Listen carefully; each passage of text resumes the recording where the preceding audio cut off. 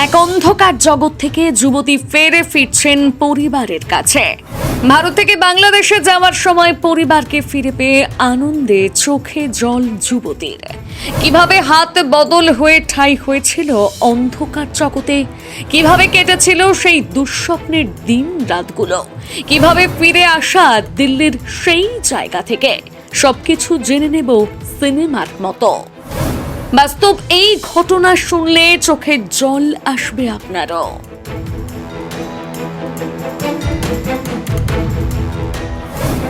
বাংলাদেশের ওই যুবতী জানিয়েছেন, পার্লারের নাম করে তার এক বান্ধবী তাকে বাংলাদেশ থেকে চোরা পথে নিয়ে যায় দিল্লিতে। সেখানে যেতেই তিনি বুঝতে পারেন তাকে কি জন্য এখানে আনা হয়েছে।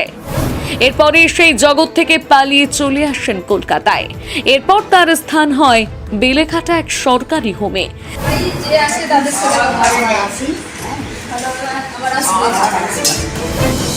জানা যায় তখন ওই তরুণী মানসিক ভারসাম্যহীনতায় ভুগছিলেন। চলছিল তার চিকিৎসা। হোম কর্তৃপক্ষ এই যুবতীকে বাড়ি ফিরিয়ে দিতে ওয়েস্ট বেঙ্গল রেডিও ক্লাবের সঙ্গে যোগাযোগ করে। এরপর ওয়েস্ট বেঙ্গল রেডিও ক্লাবের পক্ষ থেকে ওই যুবতীর সঙ্গে 46 বার কথা বলে পুরনো ইতিহাস জানার চেষ্টা করে। ওয়েস্ট বেঙ্গল রেডিও ক্লাবের সম্পাদক অম্বরীশ নাগ বিশ্বাস জানান, দিল্লি পুলিশের সহযোগিতায় অভিযুক্তদের বিরুদ্ধে আইনি ব্যবস্থা নেওয়া হয়েছে। পাশাপাশি প্রশাসনিক সহযোগিতায় বাংলাদেশের যুবতীর বাড়ির ঠিকানায় খোঁজ চালানো হয়। শেষমেশ সব নিয়ম কানুন মেনে যুবতীকে বাংলাদেশে ফেরত পাঠাতে সক্ষম হয় ওই ওয়েস্ট বেঙ্গল রেডিও ক্লাব। এতদিন পর বাড়ি ফিরতে পেরে খুবই খুশি যুবতীও। এসেছিলাম বাংলাদেশ ঢাকা থেকে। চোরাপথে এসেছিলেন? জি। কিভাবে এসেছিলেন? আমার যে বান্ধবী ছিল ও আমাকে নিয়ে এসেছিল। কি করার জন্য? আমাকে বলেছিল যে পার্লারে কাজ দিবে। তারপরে কি হয়? তারপরে ও আমাকে পার্লারে কাজ দিবে বলে তারপরে আমাকে দিল্লি পাঠিয়ে দেয়। দিল্লি পাঠিয়ে দিয়ে ওখানে আমাকে যে ওর যে যে পরিবারের সাথে ও যে থাকে, ওর যে ওখানে যে হাজব্যান্ড আছে ওখানে নিয়ে আমাকে রাখে। তারপর রাখার পর ওরা আমাকে অনেকভাবে অনেক রকমের অনেক কিছু চেষ্টা করেছিল, কিন্তু আমি অনেক কষ্ট করে ওখান থেকে পালিয়ে এসেছিলাম। এদিন পেট্রাপোল সীমান্ত দিয়ে ওয়েস্ট বেঙ্গল রেডিও ক্লাবের সদস্যরা তরুণীকে বাংলাদেশে তার পরিবারের হাতে তুলে দেওয়ার জন্য নিয়ে আসে। সংগঠন সূত্রে খবর, ওই তরুণীকে বাংলাদেশে নিয়ে গিয়ে তার পরিবারের সদস্যদের হাতে তুলে দেওয়া হবে।